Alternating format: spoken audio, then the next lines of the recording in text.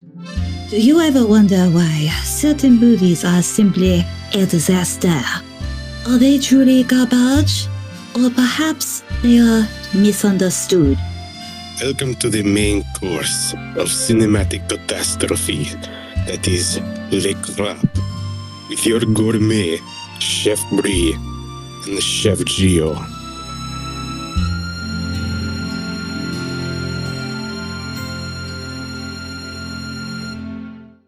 Hello, everyone. Welcome to another episode of Lay Crap. My name is Bri. And my name is Gio. And before we get into it, let's have a little bit of a backstory here. So, my writing Discord, one of my friends was sharing about this insane movie on Tubi because Tubi is friend of a show. And literally, if we lose Tubi, it'll be like losing the Library of Alexandria, and that absolutely cannot happen. But anyway, I saw this picture of this froggy queen, this horrible abomination, but low-key, she kind of slay. And I wanted to know more about what the fuck this movie was. So, here we are. Yeah, when you sent me a link to this thing and I started looking into it, I thought, this may be just some weird, 80s schlock. I mean, it can't be too ridiculous. And then I saw who the star was, and then I started looking more into the backstory. Oh dear, do we have an Apple situation on our hands? I love low-key how we call everything like the Apple situation. Like we have a verb for it now. Yeah, the Apple situation is crazy. God damn it. It's like a cock in my hand. It's like a flaccid cock that they gifted to me. But anyway, hell comes to Frogtown. Woo! So what this movie is it's a sci-fi action movie in the vein of Mad Max, but with mutant frogs. And mind you, this movie came out in 1988. CGI barely exists yet. So we have everyone's favorite bad movie trope, terrible prosthetics. Yay! Oh, I'm just clamoring. So, the origins of this movie lie primarily with its director, a Mr. Donald G. Jackson, who, like several of the directors that we've dealt with before, specialized in B movies. He co-wrote this movie with one Randall Frakes, and the project was picked up by New World Pictures after Jackson's previous movie, a direct-to-video picture called Rollerblade, was successful. Now, here's... We should talk about New World Pictures because, there's a special connection. Oh my god. So, to begin with, both Jackson and Frakes were old acquaintances with, wouldn't you know it, James Cameron. Jackson had done film work on The Terminator while Frakes was, and I believe still is, a longtime friend who's done the novelizations of, I think the first two Terminator movies. But there is another fellow that, they also both have connections with. And as soon as I read this name, I thought, oh no, not again. Here we go again. Oh shit. Here we go again. Because both men also did work early in their careers with recurring friend of the show, Roger Corman. But you know what? Earlier today, we kind of had an interesting conversation. We were like, yo, shit, why did all these people work with Roger Corman? And I kind of feel like I have it figured out that Corman was really kind of a talent magnet. I mean, look, if you worked on a Corman feature, probably wasn't going to be the worst thing in the world. Probably wasn't going to win any awards. But you get your name out there. And that is invaluable. And that's why I think the Roger Corman lore is just so nutso. Yeah, because, you look at the Roger Corman, directorial tree and just, all the talents that worked under him at some point. I mean, you got, I mentioned James Cameron before. So Jackson and Frakes had both worked for Corman early in their careers, working on filming special effects. And I believe it was during this time where they both met and became acquainted with James Cameron, who, wouldn't you know it, also worked for Roger Corman early in his career. That's what I'm saying, like the talent tree. It's like, imagine if the Bill Belichick coaching tree was actually good. So the Nick Saban coaching tree. Yeah, I guess. For all you sports ball nerds out there. But anyways, yeah, it's like when you see the names that have worked under Roger at some point, like not just James Cameron, but I saw Francis Ford Coppola, William Shatner. It's just like, if you worked in the film industry in the 80s or 70s, chances are you probably started out working for Corman. And I mean, considering how many people went on to have like majorly successful careers after that, I'd say it was a worthwhile venture, quality of the movies notwithstanding. I'll say this about like Corman's stuff. I've seen a lot worse with a lot bigger budgets. I mean, if there's one guarantee with a Corman film, you'll at least have a halfway decent time. Yeah, like out of the 3 movies of his that we've actually watched on this show, like the only one I would say was outright bad was Sharktopus. But he was like an executive producer on that, so does that even really count? Fair enough. But like Fantastic Four, I thought was like halfway decent, and Frankenstein, for all the weirdness around that movie, I thought wasn't half bad either. The thruppling.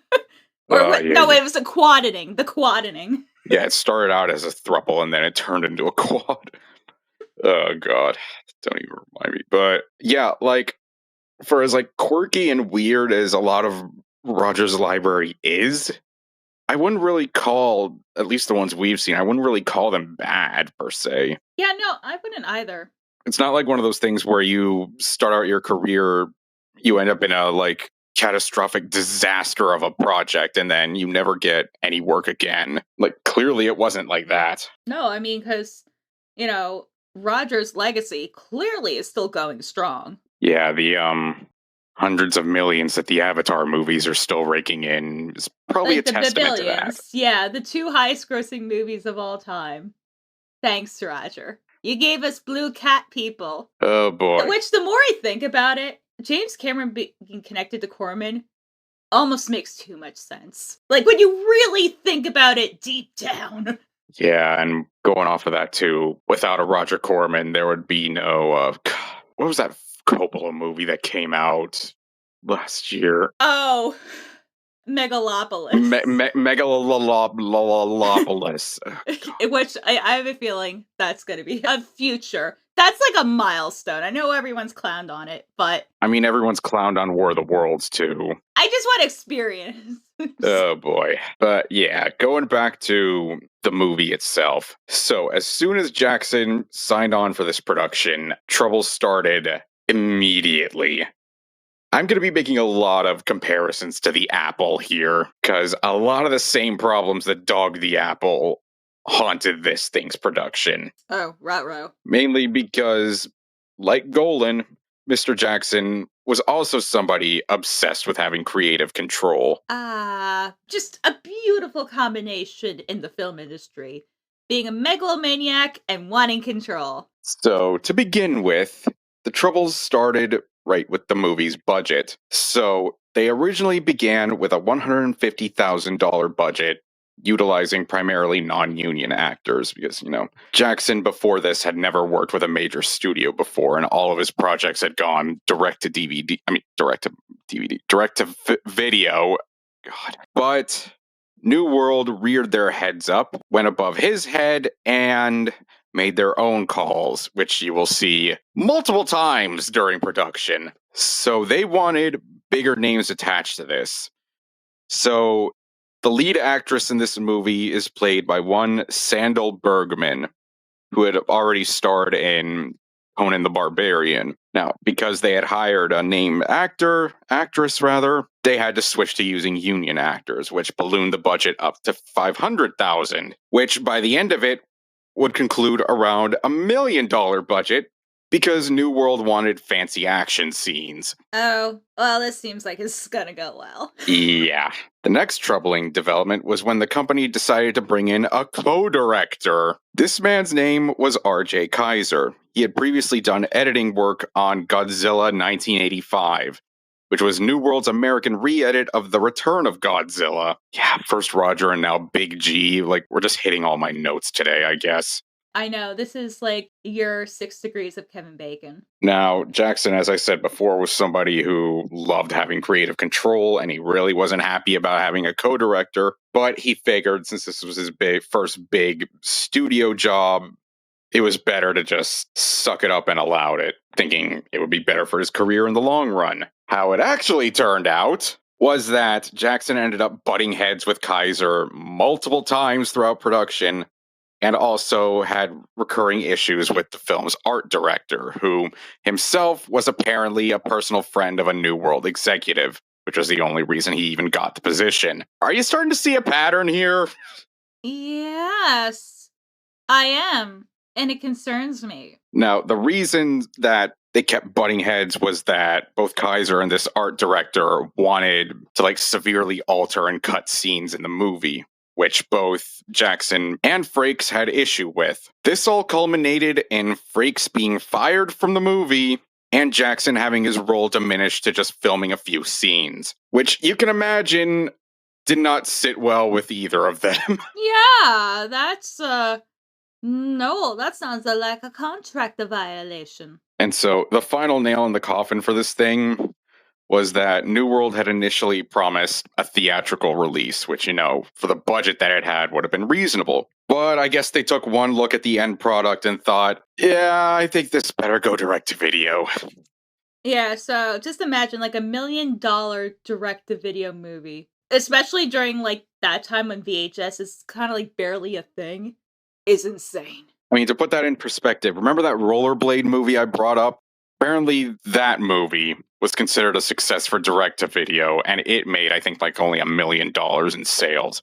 So just imagine putting $1 million movie on video, a movie that cost $1 million, rather. And then you have to go in Blockbuster and compete with, big-budget Blockbuster movies. So, the results of this was that Jackson decided he was never going to work with a large studio again. He pretty much spent the rest of his career just developing more B movies that he would have his own control over, which he did until his passing in 2003. Now, I mentioned at the start that what originally caught my eye with this was the film's star. I mentioned before that the leading lady was Sandal Bergman. The leading man of our fairy tale today, who portrays a character named Sam Hell, God, is none other than the bagpipe-playing menace himself, Rowdy Roddy Piper. Yes, somehow this also involves professional wrestling. Like I said, it's your 6 degrees of Kevin Bacon. But I remember I was texting you last night. You're like, okay, I watched it. I was like, oh, I'll do notes quickly. And you were like, excuse me? You didn't lead with this? Yeah, I thought this would have been the first thing you would have told me about this. As soon as I clicked on the Wikipedia page and I see starring Roddy Piper, I'm like, excuse me? Excuse. So, this was filmed during a time when, I guess it was a 2-year period where he was on break from professional wrestling and started focusing more on acting. And apparently this movie wasn't his only movie of 1988. You would have thought that starring in this might have soured his acting prospects, but oh no, you would be wrong. Because later that same year, he would star in John Carpenter's They Live. Oh boy. Yeah. Now, when I originally saw that he was the star of this, I was thinking, okay, you have a guy who is quite possibly one of, if not the greatest heels in the history of professional wrestling. Why on earth would you want him to star as the lead hero of your movie? But then I remembered that this guy was also known as perhaps the best talker in all of professional wrestling. And I thought, if you're going to have a silly, over-the-top action movie where your main hero is slinging catchphrases around and just being overall goofy, why not go with a guy who would come to the ring in a kilt? So, yeah. All right, let's hop into it. I am so sorry for that. But No, you anyway. aren't. Yeah, you're right, I'm not. But anyway, as always, me and Gio are gonna watch this movie and we'll do a little trailer thingy mabob thing. And then when we come back, we'll give you our thoughts. In the future, after the big war, there will come a time to rebuild and a need for a new and special kind of soldier. This man is carrying a loaded weapon. Prepare to meet the next great American hero. That's where you come in. Are you serious? His name is Hell. Sam Hell. Never heard of you. We're going to Frogtown. And this is the adventure he's been waiting for. We're gonna get him out, and then you're gonna get him pregnant. And if anyone's got a chance in hell of rescuing the virgins from the evil clutches of Toady It's a miracle. Right. Let's go. and escaping from Frogtown, Go, go, go, go! it's Sam. Holy shit! Be there for the action. The adventure. Sam! What are you doing? And be there for the dance of the three snakes. Dance or die! We're all gonna die. When hell comes to Frogtown. Starring Rowdy Piper as Sam. You are one weird dude. Sandal Bergman as Nurse Spangle. Wired to blow. Hell comes to Frogtown. Eat lead, froggies!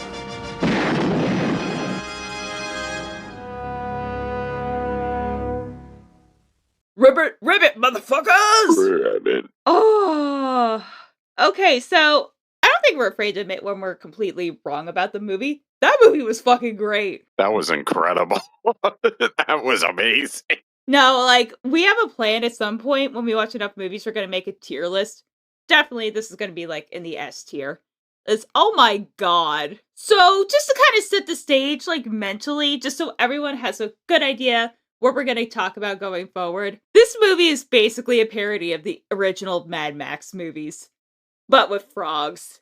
Just so we know the situation that we're in. Yeah, it's like we say it's parody of just Mad Max, but like it also feels like a parody of Star Wars and Planet of the Apes Maybe a little bit of Conan. and Texas Chainsaw Massacre a little bit. And also, when we get into it, like this movie was also weirdly psychic, but we'll get to that. But Yeah. We got to build to that. Oh my god! But I just say this movie was better than it had any right to be. Like this was chef's kiss. Like this was a 5-star meal. Like when I envisioned the show, this is the type of movie that I was hoping we would regularly watch. Like I thought this was gonna be like supreme dumbassery, and it was, but in the best ways. Like everyone understood the assignment. Like you would have thought with how much studio interference was involved with this that it would have turned out to be a train wreck. But my god, was Like actually now I'm kind of mad that it didn't get a theatrical release. Like did it have the biggest budget in the world? No, but it was still like cinematic enough. yeah, no, I could see people like making this into like maybe not a room situation where like the screenings are sold out and people just sit back and riff on it or throw spoons at the screen. I mean, you could have done something like that. Maybe everybody brings like stuffed frogs or something. Or boas or use Victoria's Secret underwear. Oh, Because boy, let me tell you, if you know someone who has a lingerie fetish, show them this movie. They'll be very happy you did. they'll be doing the dance of the three snakes. Oh my god, I can't wait till we talk about that. I just, you know what? Yeah, fuck it. Yeah, I'm just gonna say it. I was telling you, right? I was like, wait, is that Frogman jacking off? And then he fucking was, because see, here's the thing, like, I'm enough of a degenerate that, snakes, my mind just goes right through the gutter down to the Earth's core. Because I'm sorry, I'm a horny little bitch. And like, most people are like, Bri, really? I'm like, yeah, you have no fucking idea. I grew up on fanfiction.net. I had unfettered access to the internet. So yes, of course I'm a little fucked up in the head. And god damn it, I'm proud of it. Yeah, no, this was horny in the ways that Orgy of the Dead wishes it could have been. Oh my god, yeah. Orgy of the Dead wish it had enough horniness in one pinky versus like the entire microcosm that this is. This is had to be one of the most degenerate things ever. Hey, you know that really weird, like, you know, Christian nationalist White Dove approved logo that used to be on like random crappy kids movies? Imagine this, but for like degenerates. So then it's and the logo there is just basically a used Kleenex. It's Three Snakes approved. I think we should start with the plot now. Yes. I think we should start with the plot now. We should. Yeah, you want to take it away? Because I just need a minute to compose myself. Okay, so we begin with this opening, which is, it's basically a parody of Mad Max, where like the world was like obliterated by nuclear war. And then we cut over to Roddy Piper is tied to a chair, being beat up by this, I guess, Border Patrol guy who's like, so Roddy Piper's character in this is like the Giga Chad to end all Giga Chads.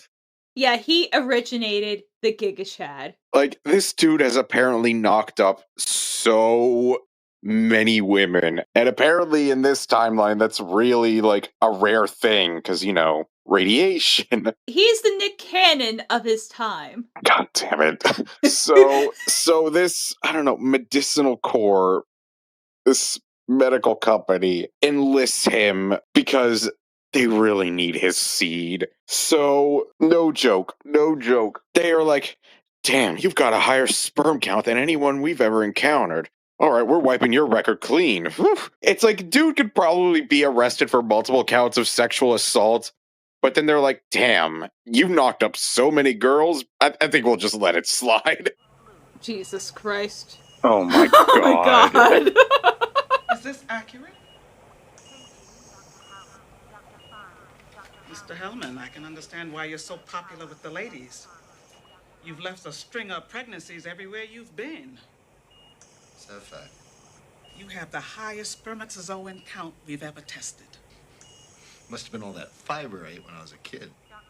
I'm authorized to have a clean slate. All charges dropped. Now, MedTech's main assignment is to locate... I'm sorry. Pause it. Oh, okay, hold on. Let me get this thing. Young men and... Okay. Yeah, dude, we were gonna charge you with, you know, multiple counts of sexual assault and rape and whatnot, but since you knocked them all up, we'll let it slide. You're doing God's work. Yeah, I know. It's like, Jesus Christ. Like, we are following an actual degenerate here. This is our Mad Max. Our hero. You know, I had said beforehand that I had questioned why you would have someone as good at being the bad guy as Roddy Piper was as your hero.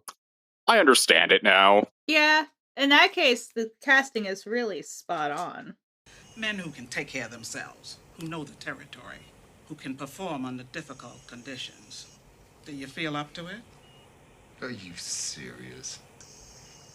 Well, maybe you'd rather we sent you back to Devlin. On the other hand, I've always been a patriot. Sign this. You know, I'm shocked that the nurse doesn't have more cleavage. I would have thought for sure they would have, like, stuffed her bra or something. I can't get over those glasses, oh my god. The war reduced our male population by 68%. Really? It made most of You the didn't human want to race go with sterile. 69. But we're still at war. I know, weak. A You were population one war. digit off. Each side is desperate to rebuild and rearm. Now that requires manpower. Manpower requires people. And that's where you come in. Incredible stuff, really. Good God. So, to ensure that he stays under their control, they strap an explosive codpiece around his dick, which is wired to explode if he gets away from like the main scientist lady, or if she like taps a button on her earring and it'll blow up, which kind of feels counterintuitive considering they need his dick for their experiments or whatever. I mean, even the movie at one point points out how that's a stupid idea. So the main plot of this is that a bunch of fertile women have been kidnapped by the radioactive frog people led by Colonel Toady, and now they need to like get in and free them. And I guess they want to bring Roddy Piper along because, you know, he's got a big load. And they really, really, really want to knock these girls up. So, like, it feels like the plan wavers between rescuing the girls and getting them fucked. Whatever comes first, really. So, scientist lady takes Roddy Piper and this one corporal lady who, I swear to God, when they first showed her in the opening credits, I thought it was Furiosa. I thought it was Charlize Theron. Like, it is crazy. It is crazy how close this movie is to Fury Road. Like, between the short-haired commando lady and the fact that they are going to rescue a bunch of fertile women from a crazy, horny warlord. And mind you, this movie came out in 1988. Fury Road came out in, like, 2015. So, like, 27 years before. That's, like, nutso. Like, as much of a shitpost as this movie is, the fact that it predicted so much of Fury Road is actually insane. Like, so the three go driving in their little pink car, their little pink medical car. Which has a machine gun on top. They cross the border over to Frogland, and in the midst of this, not Furiosa lady tries to bang Roddy Piper. Which, if you're wondering, wait, how does that work? He has, like, the explosive cod piece around his dick. Oh, don't worry. It has a flap. It has a flap.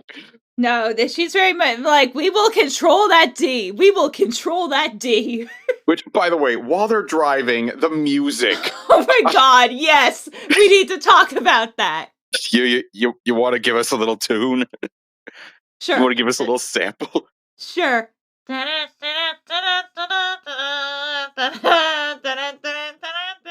Over here. Oh my God, is that really the music they're going with? This is Sentinella. Watch him for me, girl. Will the driver of the APC please clear the road? I'm not going in that. You don't ride, we'll drag you on a chain. Get in, stud. That's Your equipment. Take good care of it. There aren't many like him left. I'll do my duty. I know you will.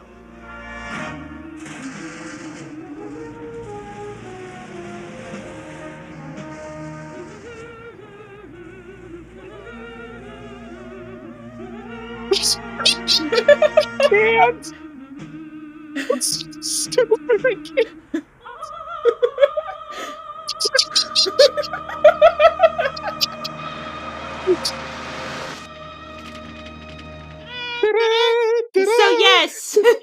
So yes, the song that you all said when you were like 3 years old is used here. Like, what the fuck? Oh my God. So they set up camp. Not Furiosa lady tries to bang him. It doesn't happen. They get caught. Scientist lady starts walking around in her lingerie because apparently they need to keep him aroused for this. Because yes, that is clearly how reproduction works. So I guess one of the girls that was kidnapped by the frog people managed to escape. They catch her, and then scientist lady gives her some. They make her ovulate or something? Yeah, they give her like some drugs or something that make her like ovulate or like really, really horny. And they're like, all right, Roddy, go on. It's part of your contract. God damn it. I just can't. I just can't with the fact that this lady is just straight up being like, all right, do your job. Fuck her. Knock her up. And he's like, oh, I don't know. I can't work under these conditions. And so scientist lady, who, by the way, I pointed this out during the movie, but she has these glasses on that feel like the glasses that porn actresses wear when they're trying to play a nerdy character. That's what this feels like. So she tries to do like a little strip tease, and I will say this, like the dances in this are much better than Orgy of the Dead. Oh, yes. They were made by people that kind of knew what they were doing. So she does a little dance, and then he's like, all right, fair enough. And then they bang. What is happening? You can start now. I have no idea. What are you talking about? The girl. I've injected her with Ovidol to facilitate procreation. That's why you're here, remember? Just like that? Yeah, she's ovulating and you've got a high count. Let's go. Oh, come on. I can't work like this. Come on, Hellman, it's late and I'm tired. She's never ever brushed her teeth. What is the matter? Well, she's not my type, huh? Your type? Yeah. You have preferences. Well, yeah, you know, if I kind of know her and there's a little chemistry there and, you know, a little atmosphere would be nice. Oh, next you're going to be telling me you have to be in love first? Relax. I've been trained in seduction techniques. Right. With this. What the shit?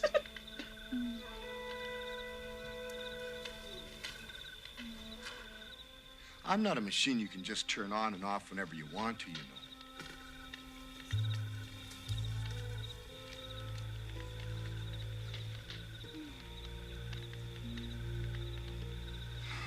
I guess I'm gonna have to live up to my contract. It's like, oh, I guess I'll fuck her. Spangle, put your blouse on. Come on, put your blouse on.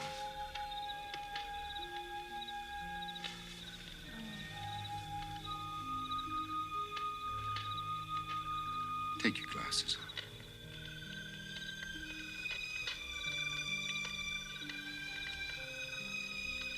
Get a little freaky with it.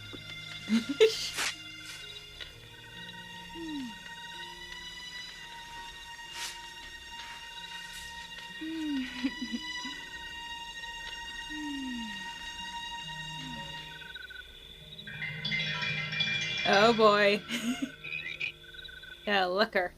So the girl shows them where she had run away from, and then she goes running off, but she's just so grateful to the mega giga Chad that is Rowdy Roddy Piper. She goes running off. She doesn't say it outright, but it's basically like, thank you for giving me your seed, Roddy Piper. Like, basically, like, which at this point, it's like, you could clearly tell this movie is, like, obviously a parody. And it wasn't just made by a bunch of, like, horn dog guys. Like, at this point, it is transparently obvious. Oh, boy. So, the other thing I didn't mention is the fact that Roddy Piper's getup, like, there is fabric attached to his waist that clearly it's supposed to be a kilt. They knew. Oh, yeah, they most certainly knew. So, they drive over to Frogtown.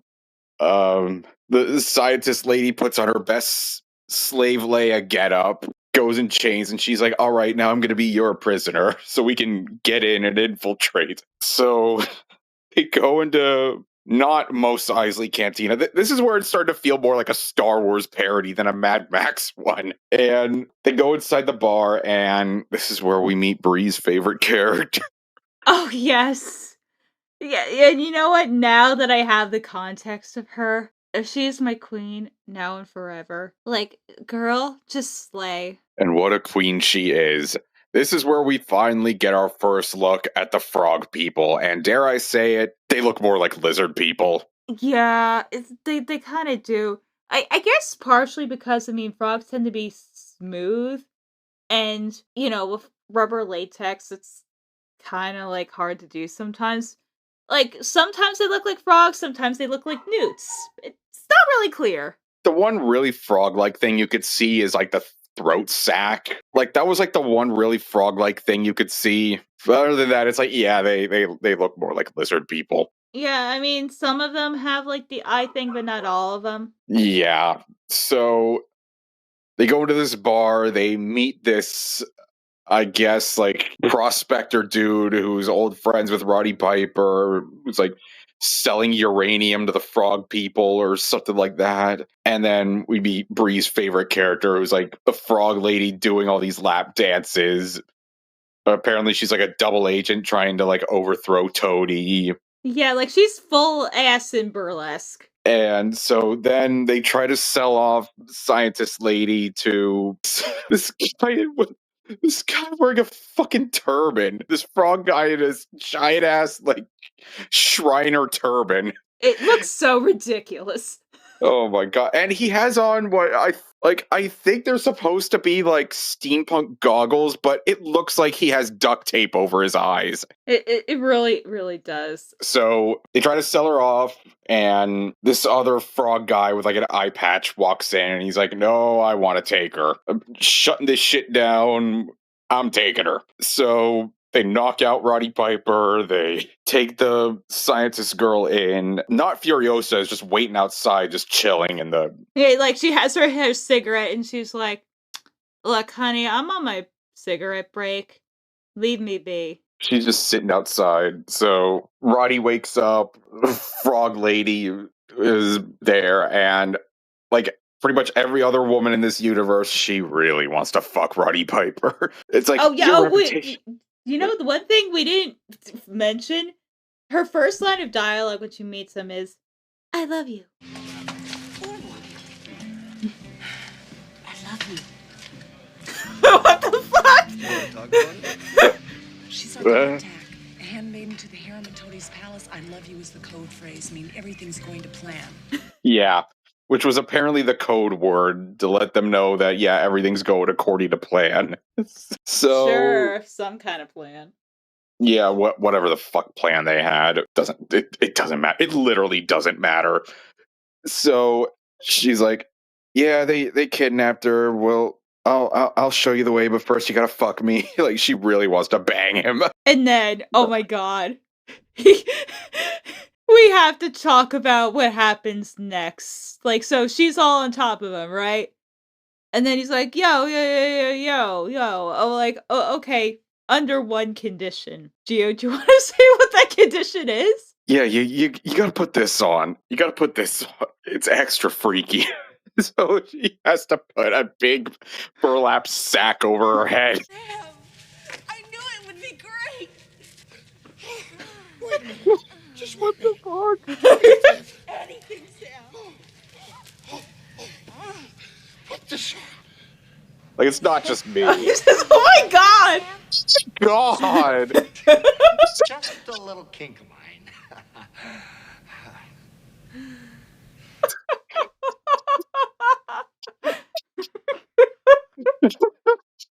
God damn it! And, like, so he tries to get away, but then like his little like cod piece starts beeping, which lets him know, oh no, scientist lady is getting too far away. My dick's about to explode. So him and frog lady run off, try to find her. And so scientist lady is currently lying on this bed surrounded by all the other like kidnapped girls and like doing this, I don't even know what to call this. Like, they're like swaying their arms around like, I have no idea. And they're telling her, "Oh, we're preparing you to meet Colonel Toady. You need to perform the dance of the three snakes, and you need to harness your passion," or whatever. Ew, which they're like being like kind of serious there, because literally, like, it just, I don't know if we should skip ahead or not, but legit, it's like a terrorist situation, and they have like a bunch of frog dudes with like loaded guns that if they don't perform the dance, they'll fucking shoot them. Yeah, so they're like, "Scientist girl, you got to do the dance of the three snakes, or else you're gonna die." So they bring her to Colonel Toady, who, oh, I didn't even mention that the one frog guy with the eye patch, he's trying so hard to do a Darth Vader impression. Like, no joke. But so while all this is going on with scientist girl, like, okay, so Roddy Piper like falls and gets captured by eye patch guy, and eye patch guy has a fucking chainsaw, and he's like, I want to examine your cod piece. I've never seen something like that. Which I pointed this out that Jackson was apparently first inspired to direct by watching the original Texas Chainsaw Massacre. And I also read that he was really, really obsessed with just putting everything that he liked into his movies, which would explain a lot. So Frog Dude takes the chainsaw, takes off the explosive cod piece, and of course it explodes and kills the guy. So Roddy Piper escapes. Oh, is this? Oh no. I'm trying to think. Is it before or after like Frog Lady gets? No. So Piper escapes, and she comes in because he sees her sacrifice. Oh, right. So she sets him free. They run out, and but Eye Patch Guy isn't dead yet, so he stabs her, and she dies. Yeah. Goes down in one hit. Oh no!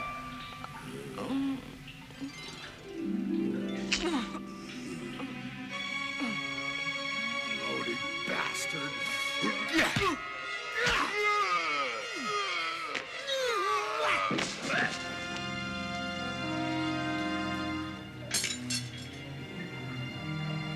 So long, Queen. God damn it. Too horny to live. You know what he's thinking? He's like, wow, I wonder what it would have actually been like to fuck her. Yeah, he was like thinking in his mind, damn, wonder what it would have felt like. So he runs off to go save Sides, this girl who's now brought in front of Colonel Toady, and he's like, dance for me, do the dance of the 3 snakes. So, and she thinks in her mind about what like the other girls had said before, that you have to think of your passion and you have to. So then she just breaks out into a full like exotic dance, basically because she is like every other girl in this movie, really, really, really horny for Roddy Piper. Very, very, very horny. And the way that Toady looks during this whole sequence, oh god. You made the joke at first that he was jacking off, but I really think that's what he was doing. Because then you see, like, when she's, like, near done, like, you see his pants. Yeah, they're moving and they're grooving. They're moving and they're grooving. And that's when you realize, oh, the 3 snakes are because he had... I don't know how frogs work. I mean, some of them have, like, a cochlea. Like, I don't really know about the frog reproductive. But let's just assume because radioactive nonsense is that he has 3 dicks. I mean, how else are you supposed to interpret that? Oh my god. I mean, it's so obvious. So then he was like, now you have to satisfy my 3 snakes. And then she's like, well, no. Wait. I have some new dance moves. So then she kicks him in the dick 3 times. 1 for each dick. 1 for each snake, rather. So then Roddy Piper comes in, guns blazing, and he's like... Eat land, froggies.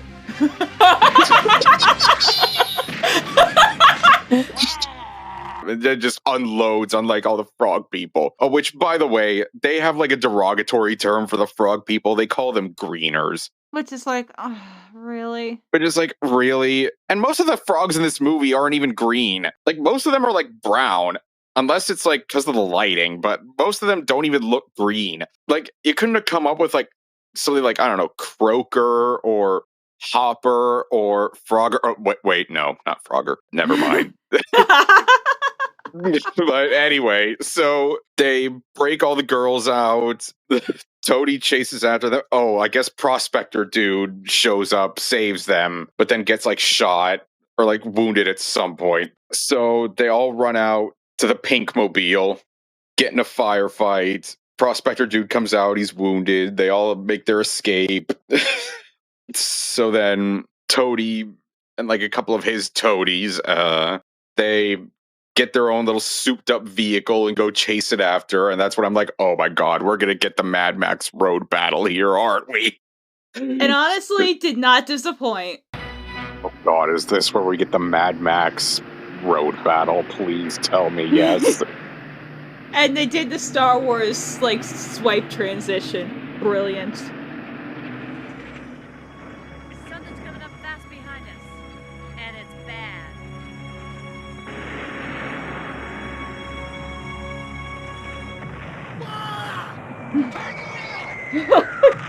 Holy shit!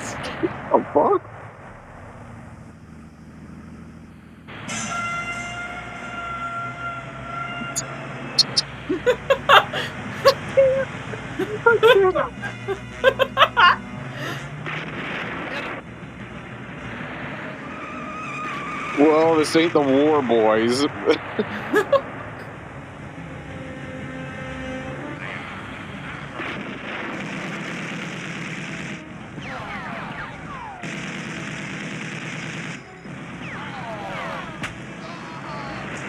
Oh god, they have like green blood? Jesus.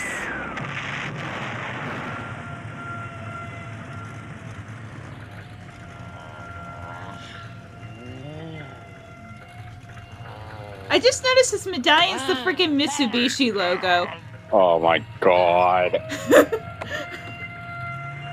No, not at all. But like in the midst of this, like I guess like Prospector Dude really was like wounded, so like he dies in the car. Also, shit, does he have like a fucking katana? I was just about to point that out. Why in God's name does he have a katana? Where did he even get it? Oh no! Yeah, I guess the frogs had it. I sure hope the heavens is good. No! And then the road battle begins. And this is also when you realize, wait, at some point Roddy Piper picked up a fucking katana. Yeah, like it's just there. Because you see the car, and then I was like, wait, hold on. When did this get here? Yeah, at some point in there he picked up a fucking katana. Which apparently Jackson was also a big fan of Japanese cinema, so like that's why that's there. That doesn't surprise me. There was like a weird like 80s director weeb thing. You know, we might have to watch this like next Halloween. Tim Burton's adaptation of Hansel and Gretel, where you could tell like Tim Burton was definitely going through like a weeb phase. So it has like an all Asian cast, but like the witch has like throwing stars and like other bullshit and is like screaming like constantly as like paint is splattered on the wall. Like I can't believe Tim Burton like swindled over like 100K for like stupid Disney Channel shit, and then he did it a few years later with the original version of Frankenweenie. But anyway, that's a tangent for another day. I don't know, maybe it was because like anime was getting more popular here in the West. But yeah, there was like this weird period where like everyone was like super weeby and just wanted to make like all these Japanese media references. Yeah, like everybody wanted to do the Akira slide, which they still do. And like every like hero or heroine had to have a fucking katana at some point. But we're getting sidetracked a bit. So road battle goes down. They kill one of the toadies. They drive far enough ahead, and then they get stopped by this like Naboo starfighter looking guy who'd shown up a couple of other times in the Frogtown. And like he holds them at like RPG point, tells them to get out of the car, and he unmasks, and it's the border patrol guy that was beating him up at the beginning. And he has like this crazy grudge against women for some reason. I didn't really understand the reason. But I think he was just an incel. Yeah, definitely, probably. So Roddy Piper's like telling one of the girls behind him, like, hey, give me my katana. So she tosses him the katana, and then he fucking throws the thing, like impales fucking incel guy. And he goes falling off the cliff. But of course, they go to find his body, and they only find like the katana there and like a trail of blood. So Roddy Piper goes chasing after him. Scientist lady goes off with the girls, and Roddy Piper like confronts incel guy, thinks he's dead. Spoiler alert, he's not. So he gets back up, tries to fire the fucking RPG, but Roddy like takes his gun, shoots him, kills him. But then when he's walking back, he hears an explosion. He comes back and the Pinkmobile's been destroyed and there's no sign of the girls. So Toady shows up. Roddy tries to like shoot him with the RPG, but it doesn't work, I guess. Like, it was like a fake. I don't know. So rather than doing the sane thing of just throwing the katana again, he just tries shooting him again. Doesn't work. They get into this big protracted fight where like he keeps losing the katana, and finally he knocks Toady off the cliff. Toady tries to pull him down, and this is like a really bloody fight, by the way. Oh yeah, no, they go full ham. Yeah, like Roddy gets fucked up on this. He's like bleeding bad, but he finally grabs katana, chops off Toadie's arm, kills him, falls off the cliff. He goes back to the car. Turns out the girls were all safe, and then him and Scientist Lady make out. Did they take the Jeep or like? Yeah, they took the Mad Max Jeep. Yeah, so then Scientist Lady is like, well, once your work is done, I'll ask for a couple of weeks leave. And then he's like, what do you mean the work? And then she just stares back at like all the girls and they're all like ogling him. And then he says, oh my god, this is where we both just died. Okay, let's say it both at the same time. 3, 2, 1. A soldier's work is never done. The end. Boy, what a beautiful movie. What a phenomenal piece of cinema. I cannot believe that we really watched a Mad Max parody where the whole purpose was they really just want Roddy Piper to fuck all these women, knock them up. Like, again, just to kind of reiterate what I said at the beginning, low-key kind of mad that this didn't get a theatrical release. Because I feel like it might have been more of a cult favorite had people known about it. I mean, it still might be, but I don't think it's a cult favorite in like the vein of like The Room or like something else. Yeah, no, I was thinking like this could have been like, this probably would have been more of a cult classic had it gotten a theatrical release. Because like, this was the shit. This was the shit. Like, parody is a very delicate art. Like, you either get something like Spaceballs or something like the fucking Friedberg Seltzer garbage. Which, by the way, the latter, we ain't fucking ever reviewing on this show. No, fuck that. I'd rather die. This was definitely something closer to Spaceballs than any of that bullshit. Oh yeah, 100%. Like, the jokes here actually were funny. Like, the premise itself was just so absurd, but at the same time, it still kind of worked. It really did. Like, I was pleasantly surprised. Like, the story was surprisingly tight. I mean, yeah, like, a lot of it's just, like, you kind of have to, like, ignore shit, but, like, it is, like, a genuinely well-written parody. Yeah, like, it's where you know what they're making fun of, and, like, this thing is so well put together, I'm shocked that there was that much production drama involved. Because when you hear about movies that have a ton of, like, butting heads and, like, bad drama in its production, 9 times out of 10, it turns out to be a disaster, but that really wasn't the case here. Yeah, I'm kind of curious, like, where the drama contention actually was. Because I don't think it shows in the final product. I think what it was that Jackson wanted, like, more time to, like, work on some scenes, and, like, the other director guy wanted to cut a bunch of stuff, and, like, he didn't like that, but, like, yeah, you really couldn't tell that there was a bunch of drama involved, because honestly, this felt like a cohesive vision. Yeah, I mean, it's well-paced. Was this, like, 95 minutes? Yeah, and, again, just need to reiterate, the fact that this thing predicted so much of Fury Road is just mind-boggling to me. What's even funnier is because I seriously doubt like anyone on that writing team actually watched this, but the fact that they got the parody like so right that organically, like almost 30 years later, they kind of came to the same point. Like, that to me was the crazy shit. But even, as much as like the makeup, like once you saw it in motion, actually was a lot better than I thought it would be. Like, the lip sync in some places is a little bit off, but honestly, like, most of the time, it's not really, like, noticeable or, like, jarring. Yeah, no, like, it was kind of broaching into that uncanny valley, but then, like, honestly, I didn't even really think it was too bad. No, like, they kind of pulled back, and I think having, like, the robotic, like, frog eyes kind of sold it a little bit more. Yeah. Yeah, where I think it kind of got uncanny is if they had more human-esque features. I think when they were more, like, full frog, it was fine. Yeah, if they had gone, like, full-on just, like, humans with some really bad prosthetic work, then it would have been... Ugh. Yeah, like, if they had leaned more into the Planet of the Apes part, where it's, like, the original movies, it's very obvious that, they're people in masks. Yeah, that would have been. Ugh. Yeah, that would have been like nightmare fuel. But yeah, it's a shame this isn't more like widely known because I could see this being like.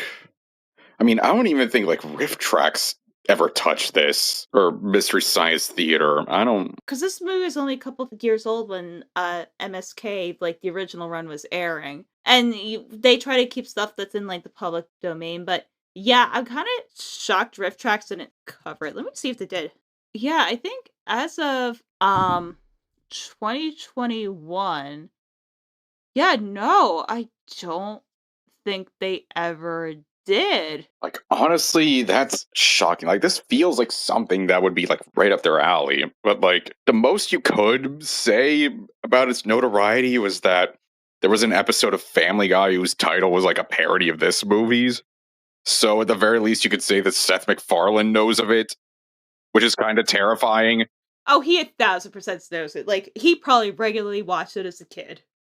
Or, like, a teenager.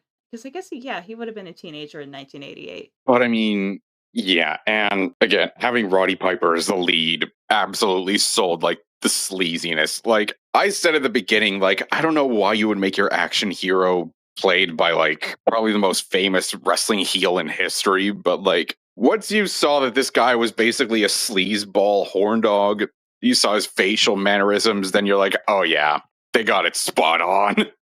Yeah, they got like, it. His acting was surprisingly good. Like, he was, like, fully into it. Oh, yeah, he was 100% committed to this. Like, these were in the early days when you didn't really know if a professional wrestler could be a good actor. Like, this was long, long before the days of, like, Dave Bautista or John Cena. So you really didn't know, like, what you would be getting. But, I mean, he was eating that shit up. Really, everybody here was. Oh, yeah, no, they were, like, fully, like, into it. I think the fact that they know, but they're playing it very straight, like, makes it funnier. Because the one thing of, like, the movies that shall not be made that annoys me is, like, everyone knows they're crap. They act like crap. And it's like, we're acting like we're in a parody movie instead of just, playing it straight and, like, sticking to the script. Oh, God, yeah, because I unfortunately had to watch their crappy parody of 300 in theaters once, and they reference multiple times. Yeah, we're just a crappy parody of 300. Ain't that funny? Isn't that so meta? Like, oh, ugh. No, it's No. never funny. I think my Nexus movie was, I asked my mom to take me to see Epic Movie, and then I was like, that was kind of shit. Yeah. Oh, Meet the Spartans. That was the title. Ugh. Yeah, I was just sitting there like, really? This is what people think a parody is? Like, I finally understand why Yu-Gi-Oh! The Abridged series made the joke, references aren't funny. They really aren't. Like, references by themselves are not funny. Like, the movie here clearly was like, try to riff on not just Mad Max, but like Star Wars and even I think a little bit Texas Chainsaw Massacre or like... Yeah, and I think Conan too. Like, a lot of it, the 80s, like... calendar girl post-apocalyptic movies. Well, I mean, Scientist Lady was played by the leading lady of Conan. That's true. But, like, it wasn't just looking in your face like, get it? If this movie had been made today, once that frog dude had broken out that chainsaw, you just know somebody would have been saying something like, oh, God, it's going to be like a chainsaw massacre. And then, like, look at the screen and then, like, wink or some shit like that. Oh, God, yeah.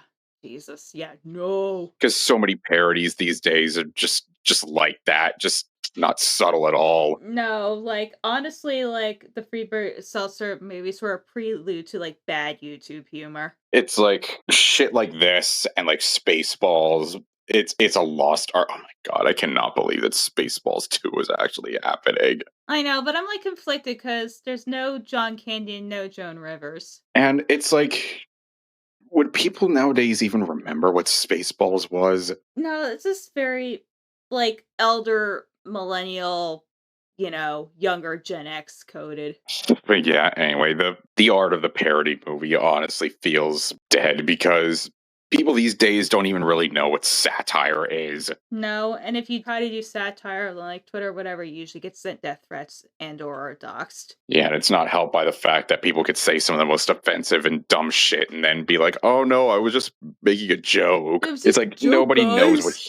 It's like nobody even knows what humor is anymore. But we're getting sidetracked. Point is, yeah, this movie was a parody done the correct way. Like everybody knew this was a joke, but like they were in on it in a way that wasn't like insulting the audience's intelligence. It's like you knew watching it what they were referencing, but like it was done in a funny way. It wasn't just a, hey, look at this thing. You know this thing, right? Wink, wink. Yeah. Like, I love when a movie pleasantly surprises me. Yeah, I think this is the second time that a movie we went into thinking, oh, this is going to be trash. But then turns out like, oh, wow, this was actually pretty well done. Like this and Sharktopus Chinese version. Those will be like right up there along with yeah. Yellow Fangs, which was a genuinely good movie. Yeah, that we just watched because we saw the apple and we were just traumatized and we needed a breather. And it literally came about because I was looking up articles on bears and then saw there was a movie about bears that a young Sonata was in. So I was like, oh my God, yes, give it to me. Give it to me. Okay, let's leap on out of here. So, Gio, where could I'm sorry. Look, you get the dad jokes tonight. Like, that's the version of me you are getting. But anyway, Gio, where can everyone find you? So if you so desire, if you want to see like my random thoughts or whatever, you can find me at evking13.bsky.social. I am trying to get my latest story part out. I am working on it. I'm working on it. I'm working on it. I'm working on it. But God. Do you realize that you can find me at crazylemur.bsky.social? You can also find me on Instagram at lemurs1, where I post my ridiculous pumpkin that I ripped my hands apart, but it was totally worth it. So if you like K-pop Demon Hunters, give a like to my pumpkin. I work very hard on it. I also cook and post puppy pictures, so if you want relatively wholesome content, yeah, you can just follow me. Yeah, so on that note, that brings this very, very horny chapter of Lake Crab to a close. Oh, my but God. I'm sure we will have more horny chapters next time in general weirdness. And you know what? Fuck it. We're giving a preview. We are finally going to the golden age of Hollywood. And we have a treat for you. But anyway, that's next time. We'll see y'all later. Bye. Ribbit. Ribbit.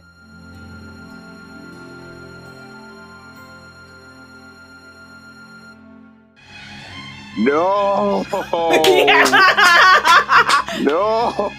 You have aroused the three snakes. Oh my fucking God.